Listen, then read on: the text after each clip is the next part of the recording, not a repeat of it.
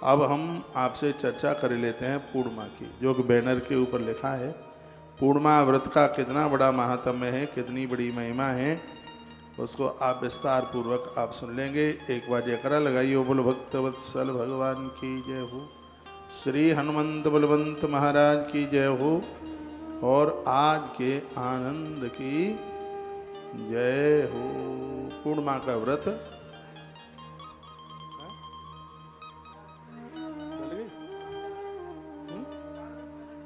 हाँ, 4 मिनट पहले प्रदोष की वीडियो डल गई है और बहुत अद्भुत वीडियो डली है।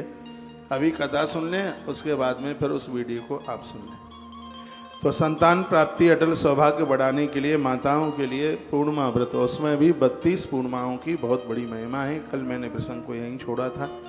इसमें क्या करना है, इसमें सबसे पहले इस व्रत का संकल्प लेगा, संकल्प लेना है। लोकानाम तुष्ट करती च मुक्तदा स तदा नृणाम वांछितम देहि में नित्यम दुर्तिम च विनाश है। पूर्णिमा का व्रत बहुत बड़ी दुर्गति का नाश कर देता है, बहुत भारी गरीबी का नाश करता है। और सबसे आनंद की बात यह है कि पूर्णिमा का व्रत करने के लिए नारी का सौंदर्य समाप्त नहीं होता। ये बहुत सबसे बड़ी बात है कि किसी भी प्रकार की घटना नहीं घटती जिसमें शरीर अपांग और विकलांग हो जाए। ये पूर्णिमा व्रत का महात्म्य है और ये नारी के लिए बहुत ज़्यादा जरूरी है। इसलिए खासकर पूज्य मातृशक्ति के लिए ही इस व्रत का ज़्यादा वर्णन किया गया है। लोकानाम तुष्ट करती च मुक्तदा च सदाननाम, पूरी धरती को तृप्त करने वाली ये तिथि है पूर्णिमा। वांछितम देहि में नित्यम दुर्तम च विनाशाय। इसका व्रत करने से लोग अपनी दुर्गति का नाश कर लेते हैं। पूर्णिमा के व्रत में भगवान को पंचामृत से नहलाने की बहुत ज़्यादा जरूरत होती है। रोज नहलाएं, बहुत अच्छी बात है, नहीं तो पूर्णिमा वाले दिन भगवान को, सालराम भगवान को पंचामृत से नहलाने की जरूरत होती है। पंचामृतम मया नीतम पयोदधि घृतम मधु शर्कराज समायुक्तम स्नानार्थम प्रतिगृह्यताम्। भगवान को कहा जाता है कि हे प्रभु, आप हमारे द्वारा निलाए गए इस सेवा को आप स्वीकार कर लीजिएगा। पूजा जब पूरी हो जाती है तो प्रार्थना की जाती है। क्या की जाती है प्रार्थना? सौभाग्यम चापि वेदव्यम पुत्रम पौत्रादिकम सुखम। क्या कहा जाता है? मेरे घर में जितनी भी बहुएं चल करके आए, बहुओं की भी बहुएं चल करके आए, हे पूर्णिमा माता, किसी भी हमारे परिवार में नारी को वैदव्य मत होने देना, यानी उसकी मांग का सिंदूर मत उड़ने देना, ये प्रार्थना की जाती है। हमारे मध्य में अभी अभी श्री सतीश शर्मा जी गौ रक्षा दल के अध्यक्ष हैं संपूर्ण भारत के। आपका आना हुआ है, आपका बहुत स्वागत है। आप बहुत बड़े गौ भक्त हैं। शर्मा जी कैसे हैं आप? बैठिए, कुर्सी पर बैठ जाए। एक बार जयकारा लगाइए, बोलो बांके बिहारी लाल की, श्री हनुमंत बलवंत महाराज की जय हो, आज के आनंद की जय हो।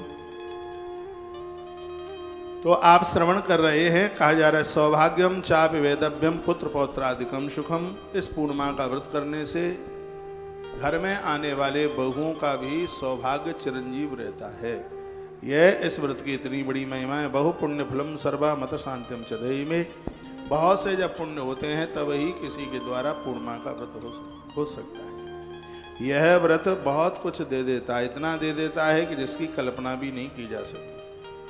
व्रत करने के तत्पश्चात कोई भी व्रत उपवास करते हैं, भगवान से प्रार्थना जरूर कीजिए। और मैं तो कहूँगा सुबह पूजा में से उठते हैं, या आप रिकॉर्ड कर लें, एक मंत्र मैं बोले देता हूँ जिसको रोज बोला करें। यदि अनजान में कोई भी त्रुटि हुई है, गलती हुई है, भगवान तत्काल क्षमा कर देता है। आप कितनी भी बड़ी पूजा करते हैं, लेकिन पूजा के बाद प्रार्थना नहीं की जाती, तब तक पूजा का कोई मतलब ही नहीं होता।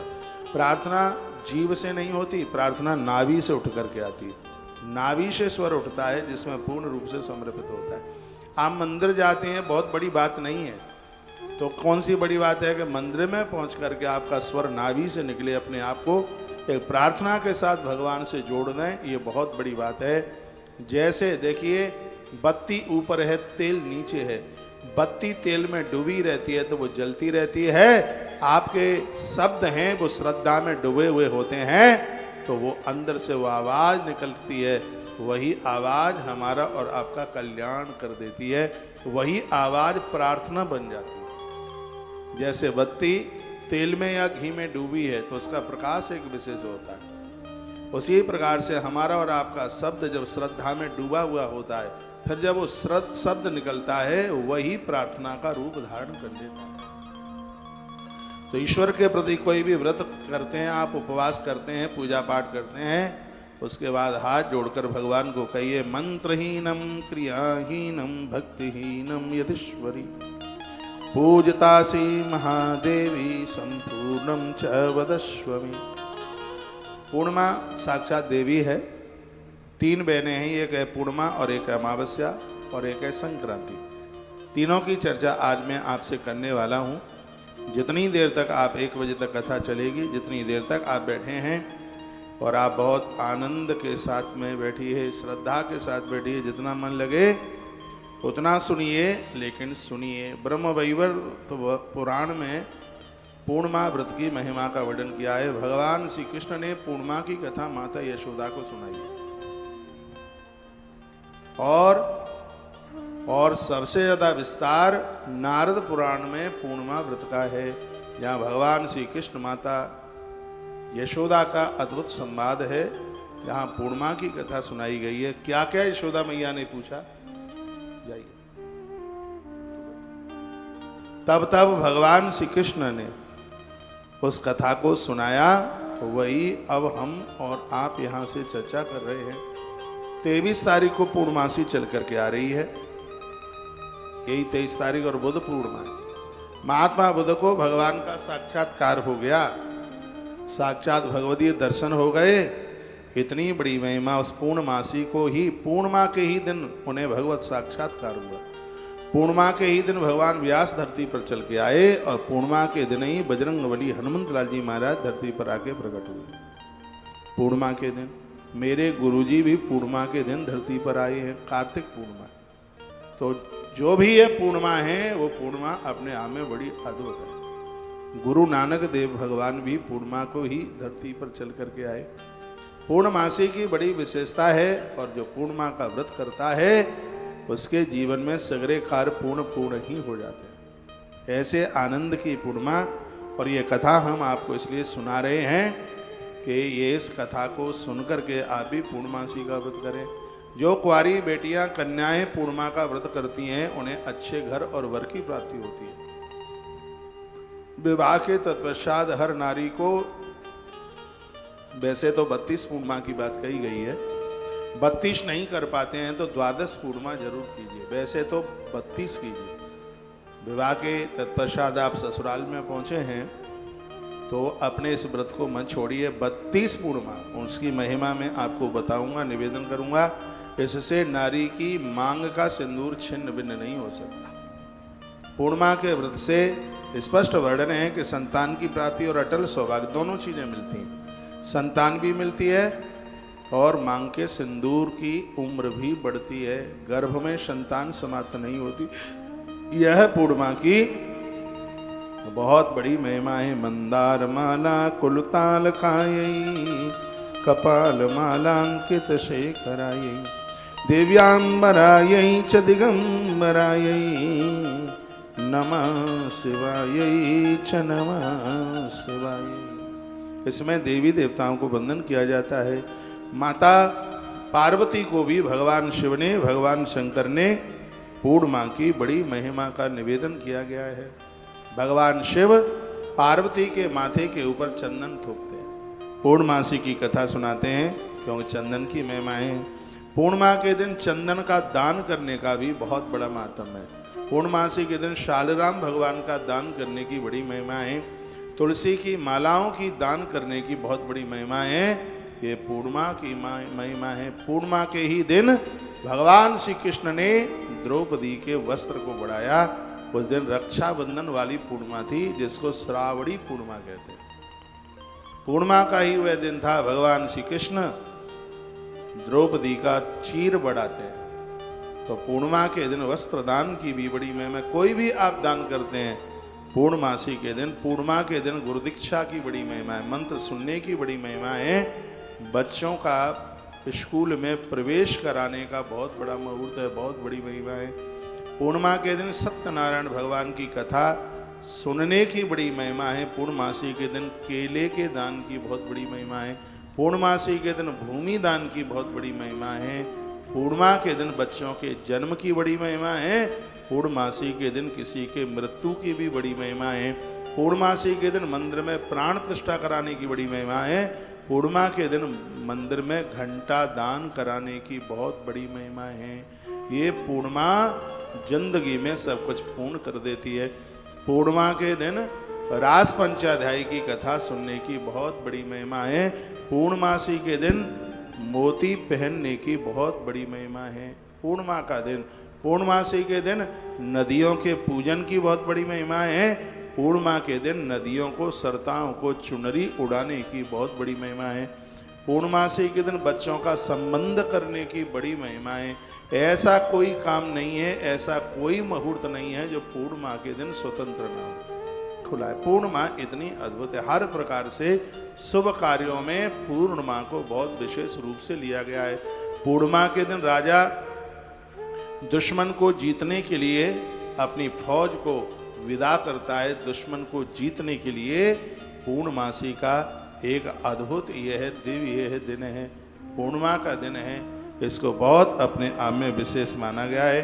तो आइए मैं पूर्णिमा की कथा आपको सुना रहा हूँ, जो भगवान श्री कृष्ण ने माता यशोदा को जो कथा सुनाई थी, वही निवेदन हम आपको कर रहे हैं।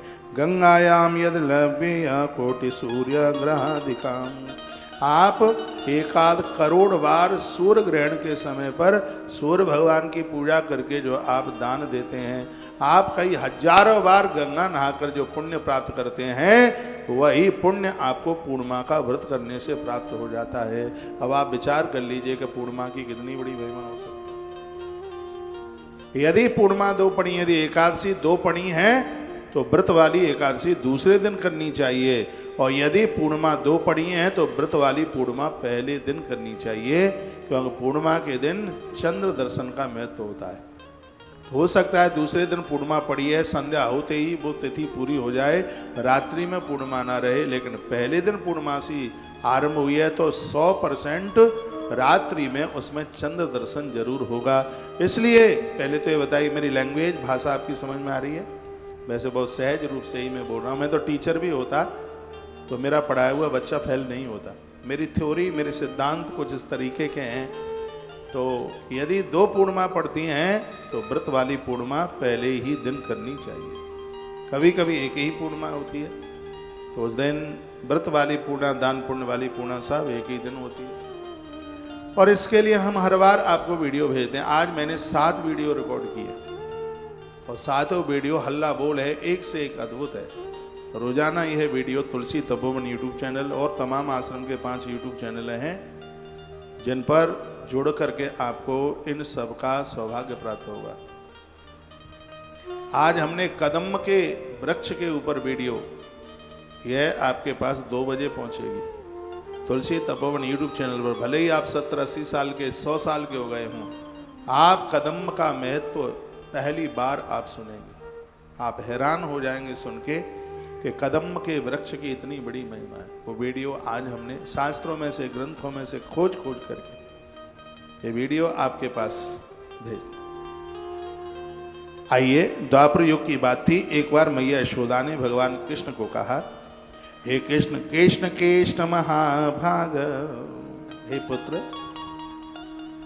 सब लोग तुम्हें ईश्वर के नाम से जानते हैं, परमात्मा के नाम से जानते हैं। तुम संपूर्ण विश्व के उत्पादक हो।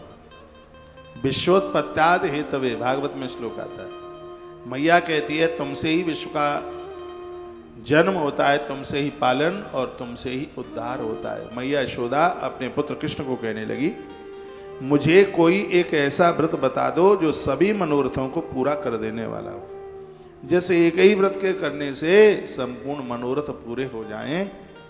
ऐसा कोई व्रत आप हमें बता दीजिए। यशोदा मैया ने अपने पुत्र कृष्ण को ये बात कही। तब भगवान श्री कृष्ण कहते हैं कि हे माता, हे मैया, तम ज्योति सर्वदेवानां तेजसां तेज उत्तम।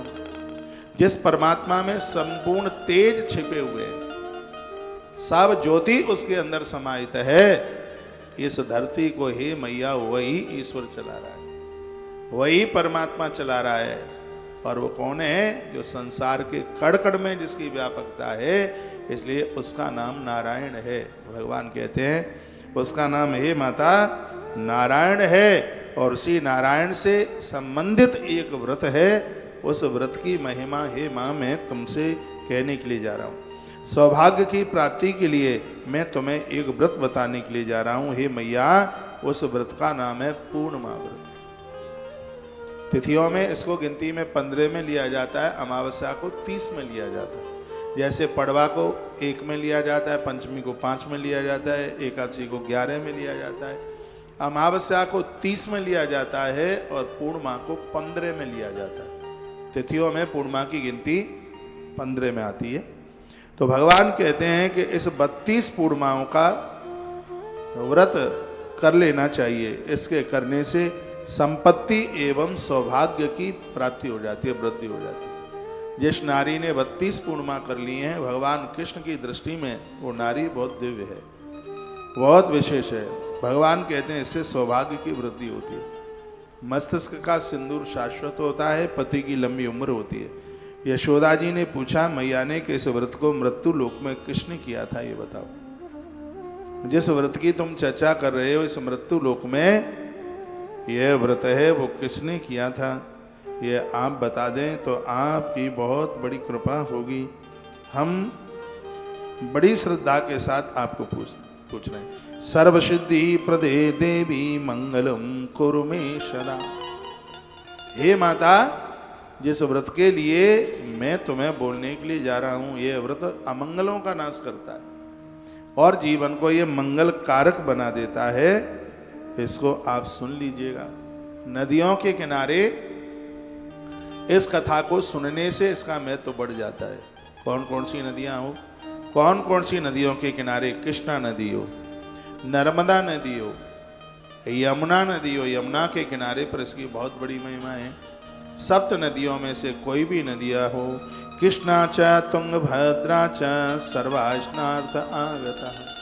सभी नदियों में देवता स्नान करने के लिए आते हैं। नदियां बहुत महत्वपूर्ण हैं, इसलिए नदी के किनारे पर कोई भी आप अनुष्ठान करते हैं, नदी के किनारे पर कोई भी आप व्रत करते हैं, कोई भी आप कथा सुनते हैं, संपूर्ण रूप से वो फलदायी हो जाती है। कोई भी नदी है तो नदी के किनारे पर हे मैया, बहुत बड़ी महिमा है इसकी, बहुत बड़ी महिमा है।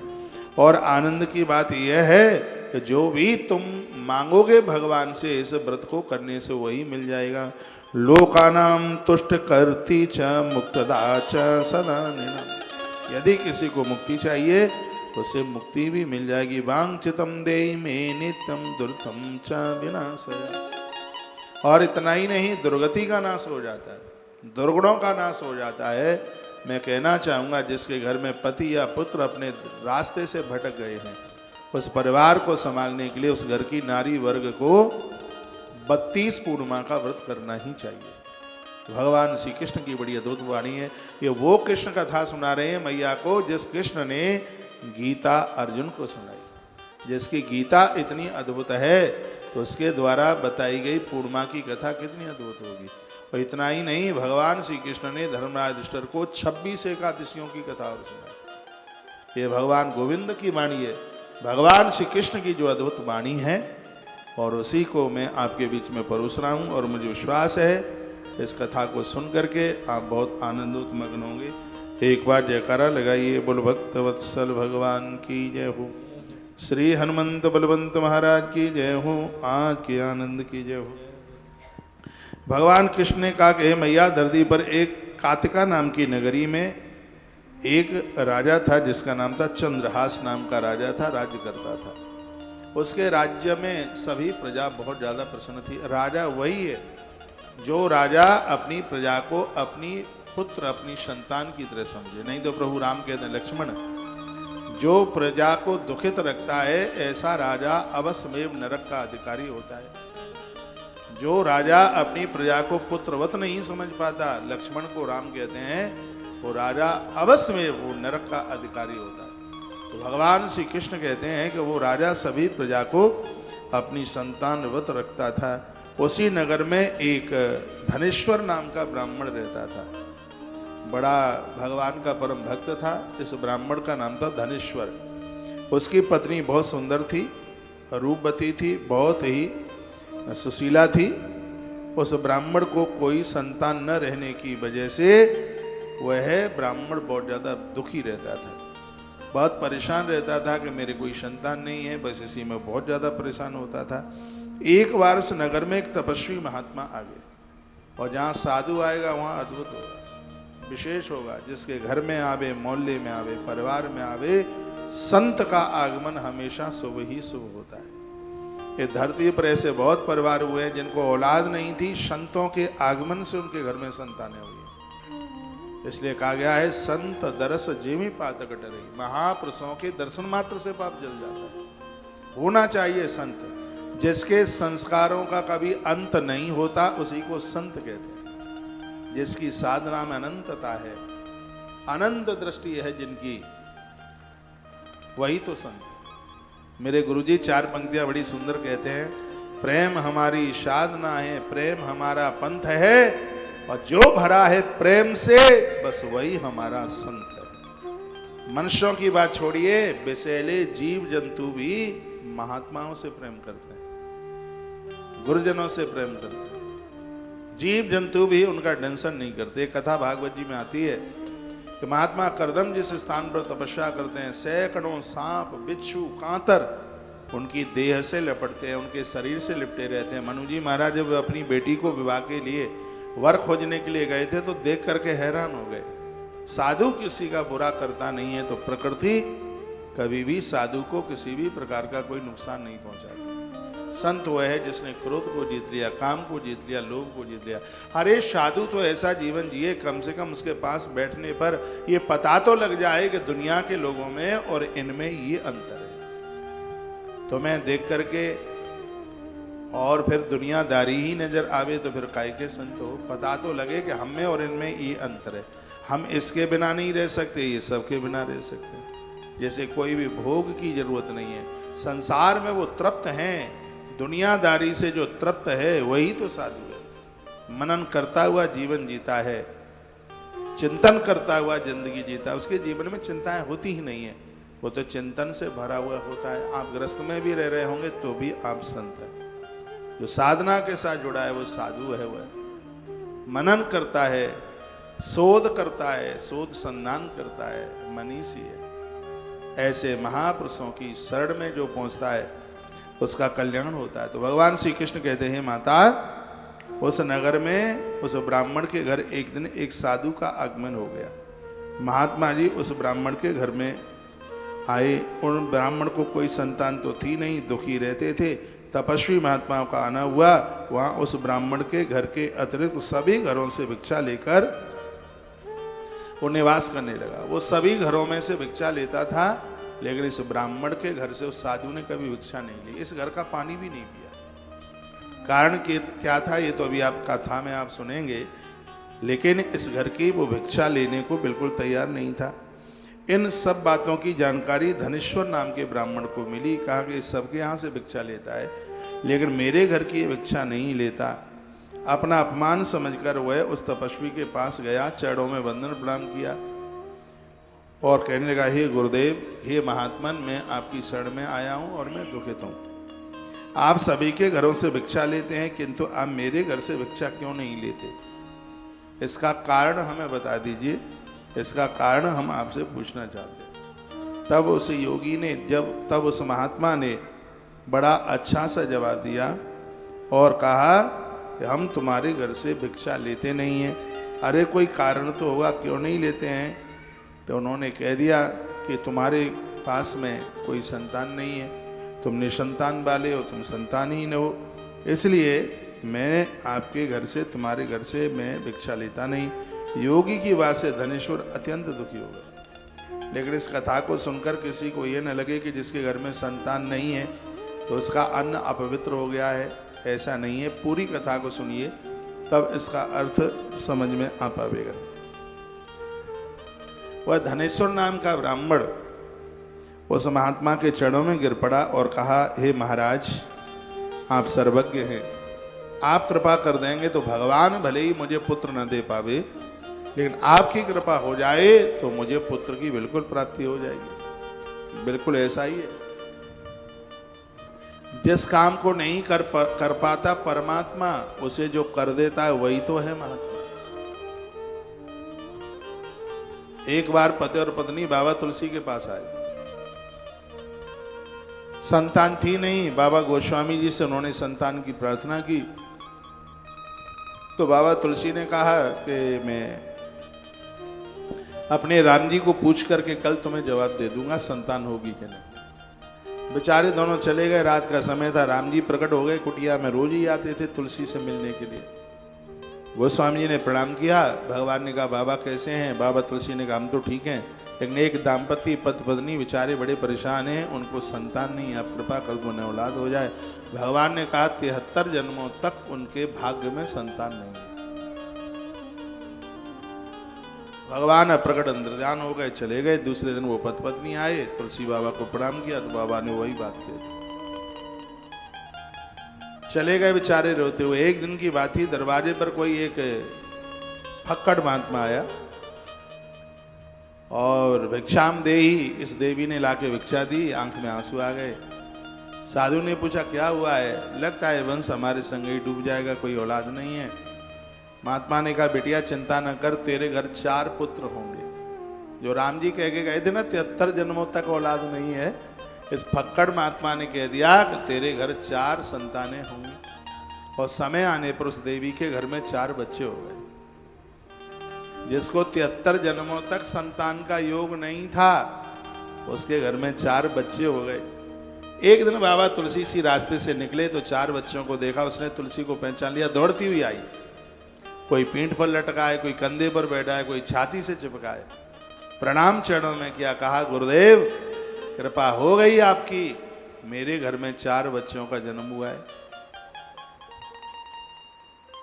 तुलसी बाबा बड़े हैरान थे, कहा प्रभु झूठ बोले आप बोले कि 73 जन्म तक औलाद नहीं है, आज इनको लड़ूंगा। तो रात्रि को भगवान पुनः प्रकट हुए, कहा बाबा कैसे हो? तुलसीदास जी ने कहा चले जाओ, तुम जैसे झूठों से हम बात नहीं करते। प्रेम में भी बड़ी लड़ाई का आनंद आता है। तो राम जी ने कहा हमने क्या झूठ बोला? कहा ये झूठ नहीं बोला, आप कह रहे थे 73 जन्मों तक औलाद नहीं, हमने अपनी आंखों से देखा उसके घर में 4 बच्चे खेल रहे। राम जी ने कहा उसके तो भाग्य में संतान नहीं थी, लेकिन तुम जैसे एक साधु के आशीर्वाद से 4 बच्चे पैदा हो गए। जिसको मैं नहीं दे सकता, जिसको कोई दे दे वही तो तुम हो। तुम होने का मतलब यानी वही संत है, वही महापुरुष है। इसको सीधी भाषा में समझ लें, जैसे मैं आपसे कुछ पैसा मांग लूं, आप मुझे एक 50,000 रुपये का चेक काट के दे दें, मैं उसको बैंक लेकर के जाऊं और बैंक मैनेजर को दूं, तो मैनेजर को ये ताकत नहीं है वो चेक का भुगतान ना करे, क्योंकि साइन आपने कर दिए, इसलिए पैसा हमारा नहीं है, आपने सिग्नेचर किया है तो आपका पैसा हमारे खाते में आ ही जाएगा। उसी प्रकार से इन महात्माओं के बैंक में इनकी तपस्या की इतनी पूंजी रखी है, जब ये अपने आशीर्वाद का चेक काट करके दे देते हैं तो उनके आशीर्वाद के प्रभाव के द्वारा काम हमारे बन जाते हैं। वो कहते हैं दुकान चल तो दुकान चलेगी, वो कहते हैं कि अच्छा हो तो अच्छा हो जाता है, तो कहते हैं संतान हो जाए संतान भी हो जाए, सब कुछ हो जाता है।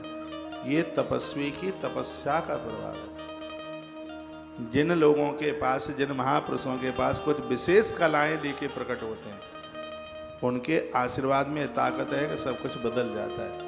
ये कलाएं क्या है? पावर। वृक्षों में एक कला रहती, 2 रहती कीट आदिकों में, ये पंछी दल में 3 कला है, 4 कला चौपाओं में, फिर 5 से लेकर 8 कला मानव दल में दिखलाती है, जो 8 से ऊपर होती है अवतार वही कहलाती है। ऐसे महापुरुष जिनके पास कलाएं ज्यादा है, तो उनके मुख से निकला हुआ शब्द है वो वरदान बन जाता है। तप करने से पावर बढ़ जाता है, ऐसी इम्यूनिटी बढ़ती है कि वो जो कहते हैं उनकी बात सिद्धि हो जाती है, उनकी वाणी सिद्ध हो जाती है। ये तपस्या में इतना बड़ा प्रभाव। उनके पास नित्य के तप करने से सिद्धियां चल के आ जाती, और सिद्धि प्राप्त करने के लिए मरघट जाना पड़े बिल्कुल नहीं। सिद्धि प्राप्त करने के लिए पीपल के पेड़ से उल्टा लटकना पड़े? बिल्कुल नहीं। आप कोई भी मंत्र रोज जपते हैं, किसी भी देवता को नित्य स्नान कराते हैं, तो ये सिद्धियां स्वतः ही बिना बुलाए चल करके आ जाती हैं, अपने आप चल के आ जाती हैं। कुछ लोगों को कुछ घटनाएं घटने से पूर्व पहले पता लग जाता है कि यह होने वाला है। कैसे पता लग जाता है? क्योंकि उनके पास में सिद्धि आ गई है। जिनके पास सिद्धियां आ गई उन्हीं को तो साधक कहते हैं, वही सुजाने, वही होशियार हैं। तो मैं कहना चाहूंगा कि महापुरुषों के आशीर्वाद से ये सब कुछ संभव हो जाता है। तो उस महात्मा के चरणों में धनेश्वर नाम का ब्राह्मण गिर पड़ा और रो रो करके कहने लगा कि हे गुरुदेव, कुछ तो कीजिए, मेरे औलाद नहीं है, मैं संतानहीन हूं, क्या यह वंश मेरे साथ ही डूब जाएगा? ये मैं पूर्णिमा की कथा सुना रहा हूं आपको, पूर्णमासी की। ये भगवान श्री कृष्ण ने मां यशोदा को सुनाई है और वही चैप्टर मैं आपके बीच में रख रहा हूं। 23 तारीख को पूर्णिमा के दिन नहा धोकर अपना मोबाइल चालू रख लेना, घी का दिया जला करके पूरी कथा सुनना। उस दिन तुम होगे जजमान और मैं होऊंगा तुम्हारा पंडित। तुम्हारे घर में ही आपको अनुभूति ऐसी होगी कि महाराज हमारे घर में बैठ के कथा सुना रहा है। भगवान श्री कृष्ण ने माता यशोदा को जो कथा सुनाई वो आप सुन रहे हैं। हे गुरुजी, आप सर्वज्ञ हैं, मुझे पुत्र प्राप्ति का उपाय बता दे। धनेश्वर नाम के ब्राह्मण ने कहा।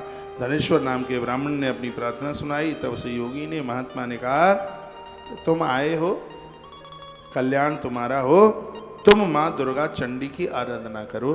क्योंकि अपनी पत्नी को बोलना, जो दुर्गा की आराधना देवियां करती हैं उनका बांझपन समाप्त हो जाता है।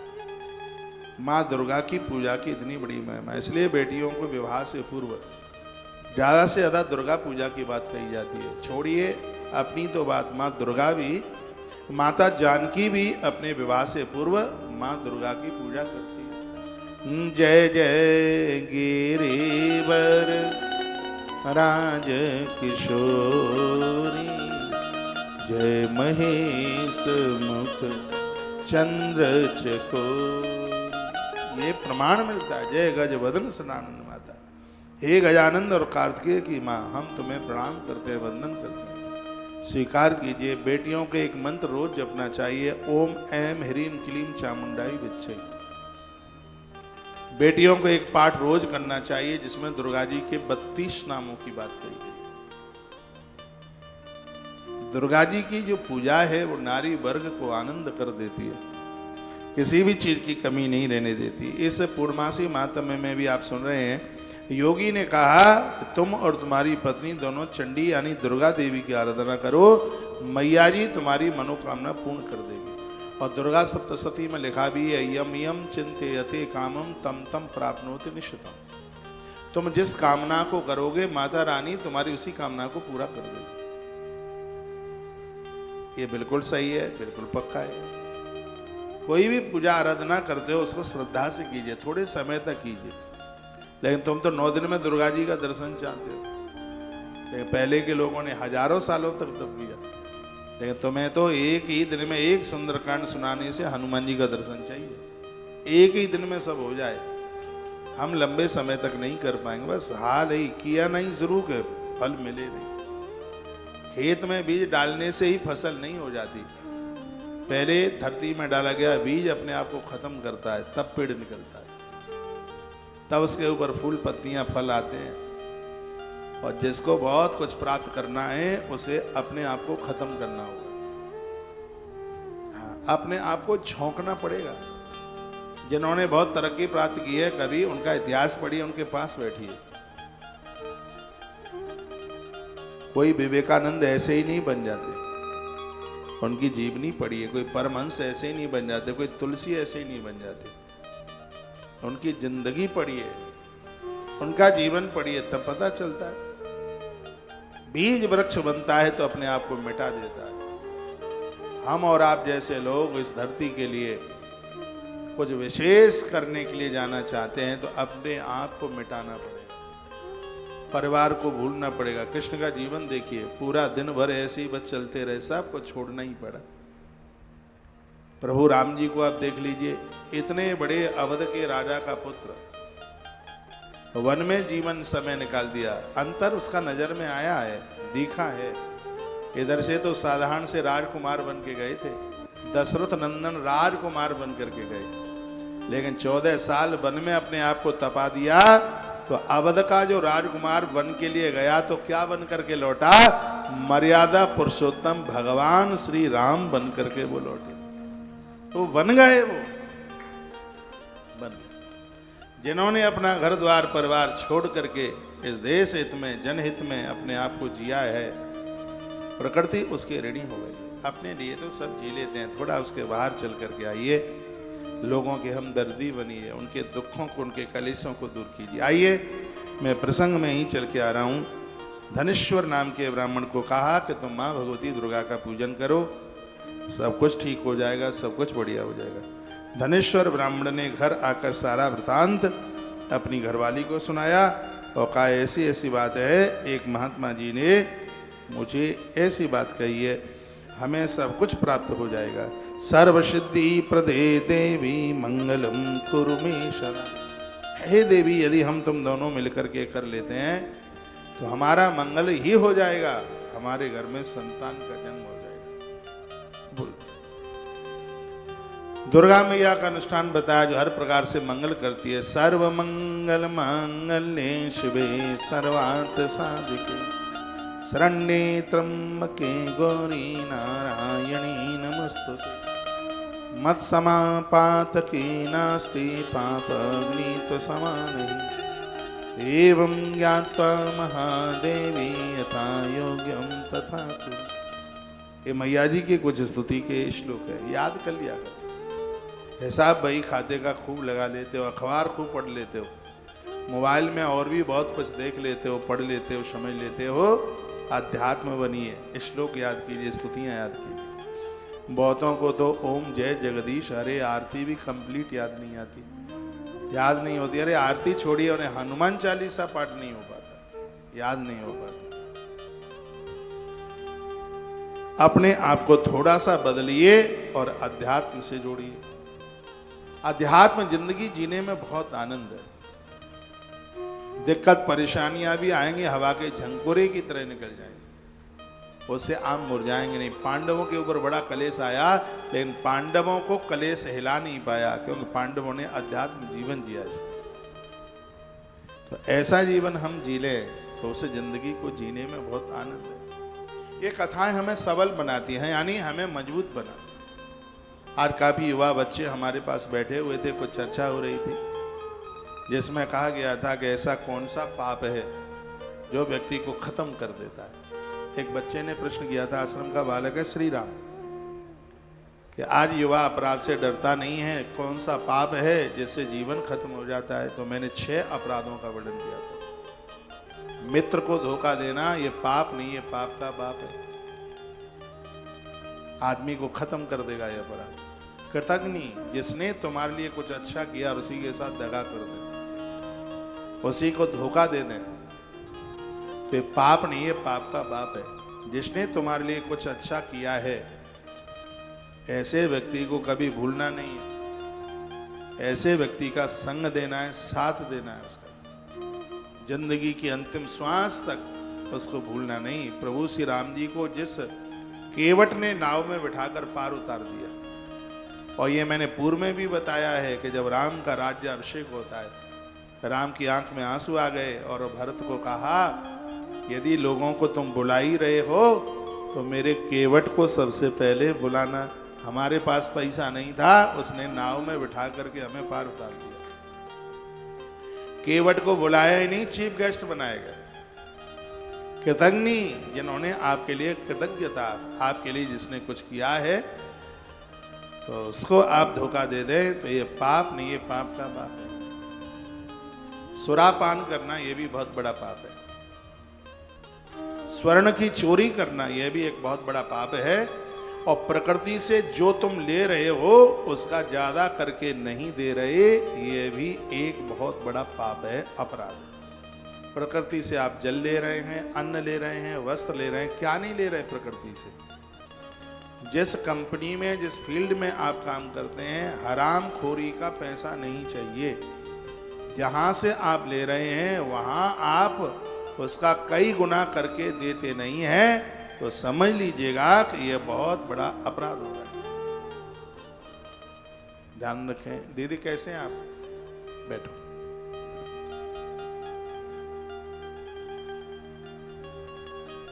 बोलिए बांके बिहारी लाल की जय। श्री हनुमान जी महाराज की जय। जय श्री राधे श्याम। ऐसा धरती का कोई व्यक्ति नहीं है जिसके लिए किसी ने कुछ न कुछ ना किया हो। कोई नहीं है ऐसा किसी ने। आज हम यहाँ बैठे हैं, हमें यहाँ पहुंचाने में बहुत लोग मददगार हुए। आप जहां पर खड़े हैं आपको वहां तक पहुंचाने में बहुत लोगों ने आपकी मदद की है। वो आपका भाई भी हो सकता है, आपका चाचा भी हो सकता है, आपका बड़ा पापा भी हो सकता है, आपके सास ससुर भी हो सकते हैं, आपके मम्मी पापा भी हो सकते हैं, आपके मित्र बांधव भी हो सकते हैं। आप जहां तक पहुंचे हैं, यहां तक आपको पहुंचाने में बहुतों ने मदद की है। और उनको तुम भूल जाए, उनको तुम धोखा दे दें, तो ये पाप नहीं, ये पाप का बाप है। इन अपराधों से भयभीत रहिए। मैं आपको पूर्णिमा की कथा की तरफ लेके आ रहा हूं। इसमें पूर्णमासी की कथा में जो अद्भुत बातें वर्णित की गई है। धनेश्वर ने घर आकर पूरी बात अपनी पत्नी को बताई। कुछ ऐसी बातें हैं जो घरवाली को जरूर बताइए। आप तीर्थ यात्रा जाते हैं, दान पुण्य आपने किया, पूजा पाठ आपने किया है, किसी का आपने सेव किया, मदद की, या शरीर में कोई रोग बढ़ गया है, ये घरवाली को जरूर बताइए। ये पत्नी को जरूर बताइए। दुश्मन बढ़े हैं, पत्नी को बताइए। बीमारी बढ़ गई है, पत्नी को बताइए। और घाटा बढ़ गया है तो भी पत्नी को बताइए।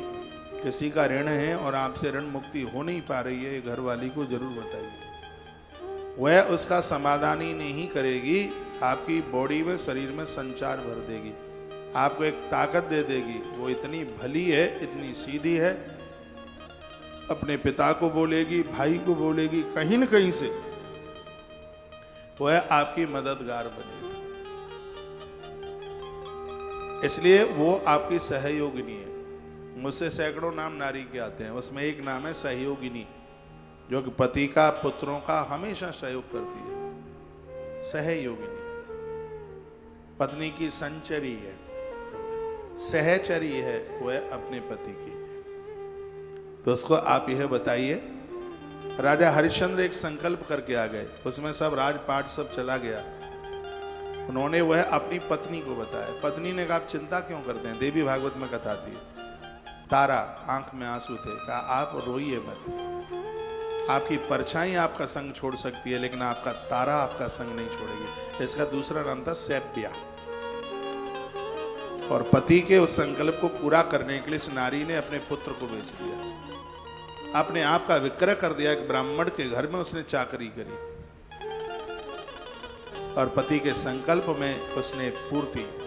आप जानते हैं मां दुर्गा प्रकट हुई थी शमशान घाट में, जिस समय बच्चा सांप ने डस लिया था। रोहित लंबी कथा है, पूरा व्याख्यान नहीं कर पाऊंगा। जब वो लेकर के अपनी गोद में लेकर के पहुंची तो बच्चे को ढकने के लिए कफन चाहिए था। तो उसने अपना साड़ी का छोर फाड़ करके बच्चे को उस कपड़े में उसने लिपेटा। और उस समय शमशान घाट पर हरिश्चंद्र नौकरी कर रहे थे, जिसमें वो कुछ कपड़ा लेते हैं, कुछ भुना हुआ चना लेते हैं। तारा पहुंची, हरिश्चंद्र ने रोक दिया, कहा कौन है तू? मैं अंतिम संस्कार नहीं होने दूंगा। यहां अंतिम संस्कार उसका होता है जो मेरे मालिक के लिए सत्तू देता है, चना देता है और कपड़े का टुकड़ा देता है। तो उस समय उस सैब्या ने एक बात कही थी, मैं तुम्हारी पत्नी हूं, तारा सैब्या हूं मैं, आप मेरे पति हैं, आपके पुत्र की मृत्यु हो गई है। रोहित की सांप ने इसको डस लिया। आंख में आंसू थे। हरिश्चंद्र की श्वास ऊपर चढ़ गई, आंख में आंसू आ गए। उन्होंने कहा तारा, धरती पर जो लोग आए हैं उनको एक न एक दिन तो मरना ही पड़ा है। जिसने अपने धर्म को नहीं छोड़ा, ऐसे लोग मरने के बाद भी जिंदे रहते हैं। तू मेरी पत्नी बाद में है, ये पुत्र मेरा बाद में है। मेरा धर्म मेरे लिए पहले है। मेरा धर्म कहता है कि तुझसे बिना लिए बच्चे की अर्थी में आग नहीं लगने दूंगा, तो नहीं लगने दूंगा। हरिश्चंद्र बोले, इतनी बड़ी विपत्ति में कितनी बड़ी बात उन्होंने कही। माइक खोलिए। विश्वामित्र जी अपनी लीला कर रहे थे और उन्होंने उस समय जो उसका मालिक था, शमशान का मालिक था, उसको कहा कि तुम्हारे क्षेत्र में एक डायन आ गई है और अपने उस हरिया को बोलो कि वो तलवार लेकर उसके टुकड़े टुकड़े कर दे। और जब वो आया वो व्यक्ति, तो उसने हरिश्चंद्र को कहा कि काली पट्टी आंख से बांध करके इस डायन की गले के ऊपर तुझे आघात करना होगा। आंख में पट्टी बांध दी गई और जैसे हरिश्चंद्र प्रहार करने को तैयार हुए, मां दुर्गा भगवती सभी देवताओं के सहित उसी जगह पर प्रकट हो गई। काशी की घटना थी। तालियां तो अब बजाना ही मत। पीछे से भगवान नारायण ने तलवार पकड़ ली, मां अष्टभुजा रूप से वहां प्रकट हुई थी। बात तो बड़ी लंबी है, मैं यही इतना सा ही कह पाऊंगा। हे देवी, तूने अपने पति के लिए अपना जीवन जिया है, तू मेरी बेटी है, मैं तेरे ऊपर इतनी प्रसन्न हूं। जो मेरा जगराता कराएगा, कालिका पुराण में आता है, जो मेरा जगराता कराएगा उसमें तारा देवी की कथा जरूर सुनी जाएगी, तब ही मुझे प्रसन्नता मिलेगी।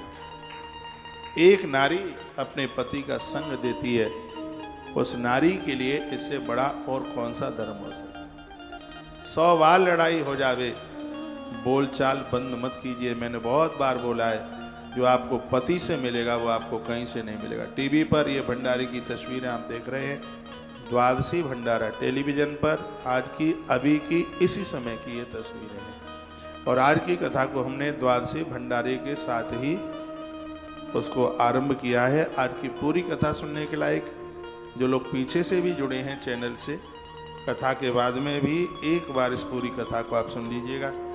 YouTube चैनल पर टीवी पर जुड़ने वाले लोगों को आपके मैसेज मैं पढ़ लेता हूँ। आप बड़े अच्छे अच्छे मैसेज भेज रहे हैं और मुझे विश्वास है कि यहाँ से कही गई कथा जरूर आपकी समझ में आ रही होगी। धनेश्वर ने अपनी पत्नी को पूरा वृत्तांत सुनाया। स्वयं तप के लिए वन के लिए चले गए। वन में उपवास पूर्वक उन्होंने माँ दुर्गा की आराधना की। बियाबान जंगल में माँ भगवती का मंदिर था। 15 दिन पूरे हो गए थे। 15 दिन पूरे हुए, 16वें दिन माँ भगवती ने शुपन दे दिया, धनेश्वर तुम्हें पुत्र होगा,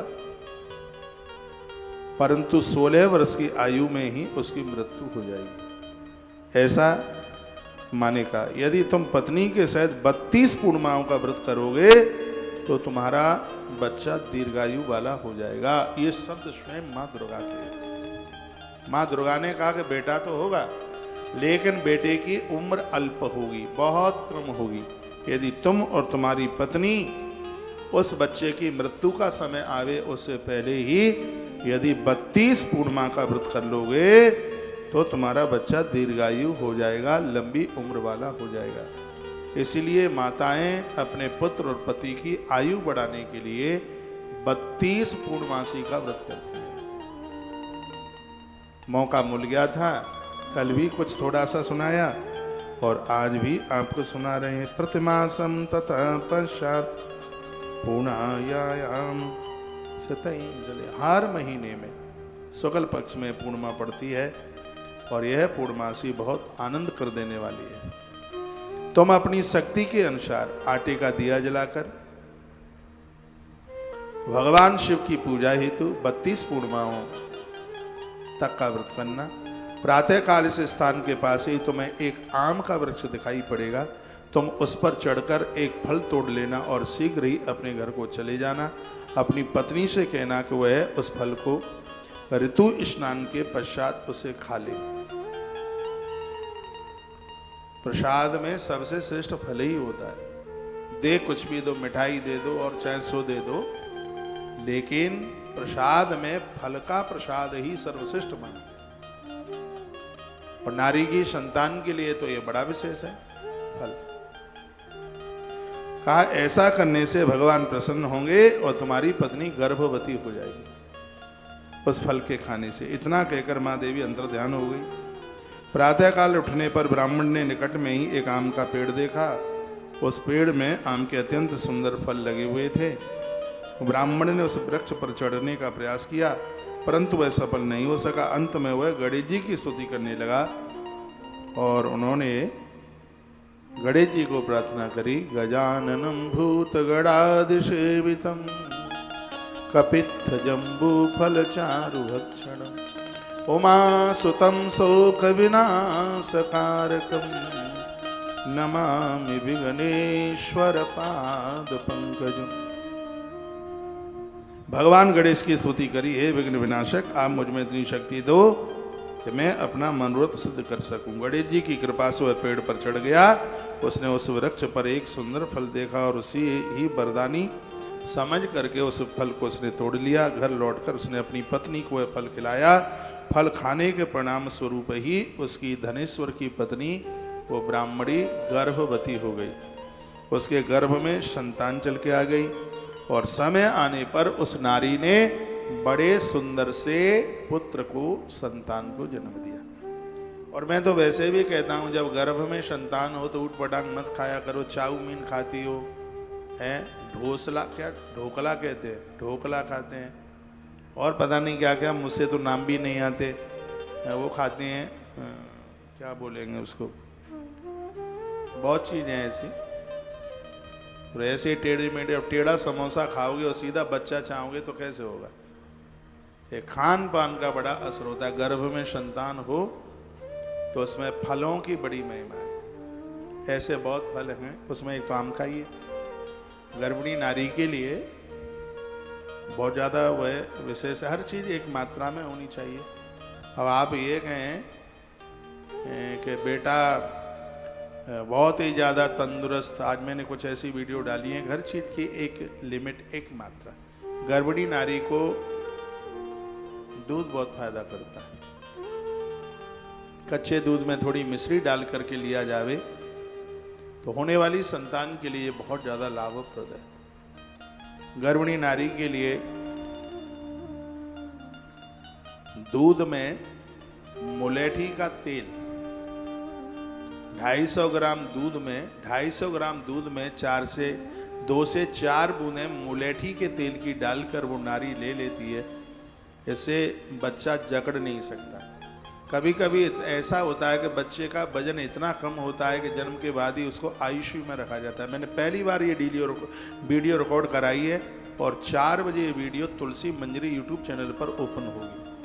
पहली बार ये वीडियो मैंने डाली है कि मैं ग्रंथ पढ़कर ये सब शोध कर रहा हूँ और निकाल करके बातें लोगों के पास तक पहुँचा रहा हूँ। कम वजन का बच्चा, उसको बचाना बड़ा मुश्किल हो जाता है। नारी के गर्भ में यदि बच्चा कहीं उल्टा पुल्टा भी हो गया है तो दूध के साथ में मुलेठी के तेल की कुछ बूंदें डालकर फेंट कर नारी को वो दूध पिलाया जावे। इससे बच्चा कम वजन का नहीं, जितना वजन होना चाहिए, स्वस्थ और तंदुरुस्त बच्चा पैदा होता है। ये वीडियो मैंने बड़े प्रमाण के साथ में आज रिकॉर्ड कराई है। आज मैंने सुबह 7 वीडियो रिकॉर्ड कराई है, उसमें एक वीडियो ये भी है जो आपके बहुत काम में आएगी। चंदन का पानी 24 क्या बोलते हैं उसको, सोना 24 क्या बोलते हैं उसको, हाँ कैरेट बोलते हैं ना, 24 कैरेट का सोना, उसकी कोई अंगूठी हो या कुछ और, उसको पानी में डला रहने दो। 4 महीने से लेकर के बच्चे का जन्म होता है तब तक उस सोने का पानी वो नारी पिए, बच्चा स्वस्थ होगा, गोरा होगा, किसी भी प्रकार की बीमारी नहीं होगी, तो बहुत अच्छा होगा। ये सब हमारे आयुर्वेद में सब बातें भरी पड़ी हैं, लेकिन मानेंगे थोड़े ही। वो तो चाउमीन खाएंगे, चाउमीन खाएंगे, वो तो चाउमीन खा करके बच्चे पैदा तो चाउमीन ही जैसे चाइनीज वाले होंगे। फिर तो मैं कोई व्यंग नहीं कस रहा हूँ। ये देश को पुणे छत्रपति शिवाजी की आवश्यकता है, महाराणा प्रताप की आवश्यकता फिर है, महात्मा चाणक्य की जरूरत है। ये देश को, इस धरती को एक बार फिर आवश्यकता है व्यास की, मीराबाई की भी जरूरत है, तो दुर्गावती और लक्ष्मीबाई की भी आवश्यकता। ये देश को, इस देश को गीदड़ नहीं, इस देश को सिंह चाहिए, शेर चाहिए। और याद रखना, उसके लिए अच्छी माँ का होना बहुत ज़्यादा जरूरी है। केसर हर जगह नहीं उगता, केसर के लिए कश्मीर चाहिए और अच्छी औलाद के लिए संस्कारी माँ चाहिए। नारी चाहेगी तभी सपूत जन्म ले पाएंगे, नहीं तो सा के ऊपर का लगेगा फिर। उसके लिए नारी का अच्छा होना, बढ़िया होना बहुत ज्यादा जरूरी है।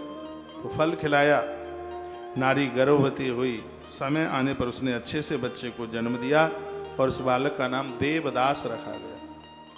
नाम भी कितना बढ़िया रखा गया है, नाम है देवदास। इतना बढ़िया नाम रखा गया। वह बालक शुक्ल पक्ष के चंद्रमा की तरह दिनों दिन बढ़ने लगा। देवी माँ की आज्ञा के अनुसार उसकी माता ने पुत्र की मंगल कामना के लिए 32 पूर्णिमा का व्रत करना आरंभ कर दिया। क्योंकि माँ ने कहा था ना कि बच्चे की अल्पायु है, उसका जीवन कम है, इसलिए 16 वर्ष आवे उससे पहले इसकी माँ 32 पूर्णिमा कर ले। तो उसके पति ने वो उसको बताया था, तो उसने वह व्रत आरंभ कर दिया। बहुत प्यारी कथा है, आनंद देने वाली कथा है। एक बार जयकारा लगाइयो बोल बांके बिहारी लाल की। बालक का जब 16वां वर्ष शुरू हुआ तो माता पिता चिंतित होने लगे, यदि इसकी मृत्यु हो गई तो उस शोक को हम कैसे सहन करेंगे, हम भी उसके संग ही मर जाएंगे। जीवन का बड़ा दुख है कि माता पिता के सामने बच्चा खत्म होता है, ये बहुत बड़ा दुख है। दुख भी है, कोई अपराध भी है, उसकी वजह से ऐसा होता है। उन्होंने देवदास के मामा को बुलाकर कहा कि हम लोगों की इच्छा देवदास को काशी भेजकर 1 साल विद्या अध्ययनरत कराने की है। ये काशी में पहुंचे और वहां पढ़े, इसलिए तुम इसके साथ चले जाओ। तो देवदास के मामा को बुला लिया और 1 साल के बाद उसके साथ लौट आना। काशी यात्रा के लिए देवदास को एक घोड़े पर बिठाकर उसके मामा को साथ में करके विदा कर दिया। बालक के माता पिता ने अपने मन की आशंका को उसके मामा से गुप्त रूप से कह दिया और कहा कि इसको गुप्त रखना, बच्चे को पता न लग जाए। देवदास के जाने के बाद उसकी माता ने 32 पूर्णिमाओं के व्रत को पूरा किया। उधर एक दिन देवदास अपने मामा के साथ रात्रि बिताने के लिए किसी ग्राम में ठहरे, किसी धर्मशाला में रुके हुए थे। बताते हैं उसी रात्रि उस गांव में एक ब्राह्मण कन्या का विवाह होने वाला था। भगवान श्री कृष्ण यशोदा माँ को कथा सुना रहे, कहते हैं माँ मैया, एक ब्राह्मण कन्या का विवाह उसी नगर में होने वाला था जिस नगर में देवदास और उसके मामा ये दोनों रुके हुए थे। उसी गांव में एक ब्राह्मण कन्या का विवाह होने वाला था। जिस स्थान में गांव की बारात ठहरी हुई थी वहीं देवदास, आपको पता हो पहले बारातें जन्माशय में रुका करती थी, एक ऐसी सार्वजनिक जगह होती थी और वहां पर बारात को ठहराया जाता था। आज तो बारात रुकती ही नहीं है, बस गए खा पी करके और चले, टाइम इतना होता नहीं है। तो उस समय 3 दिनों की, 3 दिन की तो बारातें आपने भी देखी होंगी, शादियां 3 दिन की तो देखी होंगी। 24 घंटे की तो बहुतों ने देखी, अब 24 घंटे की नहीं है, अब तो 2-4 घंटे की शादी है। अब शादी वादी कुछ भी नहीं है, बस ऐसे ही है। कन्या का विवाह मंडप में कन्या को बिठाया गया, विवाह की तैयारी हो गई थी। कन्या के विवाह मंडप में ही वर को अचानक धनुवती नाम का एक रोग होता है और उसका आक्रमण उसके ऊपर हो गया। वर के पिता ने परस्पर में विचार किया कि मैं क्यों न विवाह देवदास के साथ करा दूं। अचानक वो बच्चे को ऐसी कोई दिक्कत हुई, वो ज्यादा बीमार हो गया, आगे का वैवाहिक कार्य अपने पुत्र के साथ संपन्न करा देंगे। तो यदि अभी से भेद कन्या पक्ष में खुल जाएगा तो बारात वापस लौट जाएगी, इसके लिए कुछ करना चाहिए, ऐसा मन में विचार किया। तो ऐसा सोचकर वर का पिता देवदास के मामा से बोला, जो बच्चा बीमार हो गया था, दूल्हा बन के आया था, वहीं जन्माशय में रुके थे, तो अचानक बीमार हो गया। तो देवदास के मामा को वो लड़के वाला पापा बोला, पिता बोला, आप अपने भांजे को थोड़ी देर के लिए मुझे दे दो, ये बोला, क्योंकि विवाह कृत संपन्न हो जाने पर मैं तुम्हें इस बच्चे को लौटा दूंगा, नहीं तो ये बारात वापस हो जाएगी। उत्तर में मामा ने कहा कि कन्यादान आदि में जो द्रव्य मिलेगा उसका अधिकारी मैं ही होऊंगा। मामा बड़ा चतुरा था, दुर्योधन के मामा जैसा हो सकता है रहा हो, कहता है कि जो भी पैसा मिलेगा वो सब मेरा होगा, देख ले, दूल्हा तो बना दूंगा मैं अपने भांजे को, लेकिन जितना रुपया पैसा है वो सब हमारा होगा। तो ये कह दिया। तो वर के पिता ने यह शर्त मंजूर कर ली। देवदास के साथ उस ब्राह्मण कन्या का विवाह विधिवत रूप से संपन्न हो गया। विवाह के उपरांत वह उस विवाहिता कन्या के साथ भोजन नहीं कर सका। उसने अपने मन में सोचा कि अब यह न जाने किसकी पत्नी बनेगी। तभी उसके नेत्रों में आंसू छलक आए। वधू ने उसकी उदासी का कारण पूछा तो उसने सारी बातें बता दी। देवदास ने झूठ बोलता नहीं था। सुनकर कन्या ने कहा, मैंने अग्नि के समक्ष आपको पति बनाया है, आपके अतिरिक्त अब मेरा कोई दूसरा पति हो ही नहीं सकता। ये उसने कहा। कथा बहुत प्यारी है। देवदास ने कहा, तुम ऐसी भूल ना करो, क्योंकि मेरी आयु बहुत अल्प है, थोड़ी है। मेरे न रहने पर फिर तुम्हारी क्या गति होगी। ज्योतिषियों ने कहा है कि मैं 16 ही वर्ष जिंदा रहूंगा। परंतु वह दृढ़ प्रतिज्ञा पूर्वक कन्या बोली, मुझे चिंता नहीं है, जो आपकी गति होगी वही मेरी गति होगी। हे स्वामी, आप उठकर भोजन कीजिए। और नवेली वधू अपने पति को बोली। कन्या की बात मानकर देवदास ने भोजन किया और रात भर उसी के कमरे में रहा। प्रातःकाल देवदास ने 3 नगों से निर्मित एक अंगूठी और रूमाल अपनी पत्नी को दे दिया सुबह, और उससे कहा कि इसे तुम मेरी निशानी जानकर अपने पास रखना, और मेरे जीवन मरण का हाल जानने के लिए तुम एक पुष्प वाटिका बनाओ, उसमें सुगंधित नवमल्लिका के वृक्ष लगाकर प्रतिदिन उनका सिंचन करो। जिस दिन मेरा शरीर अंत होगा उस दिन ये फूल सूख जाएंगे। देवदास ने ऐसा कहा। पुष्पों के हरे भरे होने पर जीवन का प्रतीक समझना चाहिए कि मैं जिंदा हूं। इस प्रकार समझा करके वह आगे चला गया। प्रातः होते ही वर पक्ष के लोग बाजे बजाते हुए कन्या के घर आए। बरातियों को देखकर कन्या ने अपने पिता से कहा कि यह मेरा पति नहीं है। यदि यह वर रात्रि में मिले आभूषण आदि को दिखा दे तो मैं समझ जाऊंगी यह सब बनावटी है, मुझे इसके साथ विवाह करना नहीं है। कन्या के पिता ने वर को बुलवाया, उससे कन्या की बातें पूछी, परंतु उसने उससे अपनी अज्ञानता प्रकट की। बारात लज्जित होकर के वापस चली गई।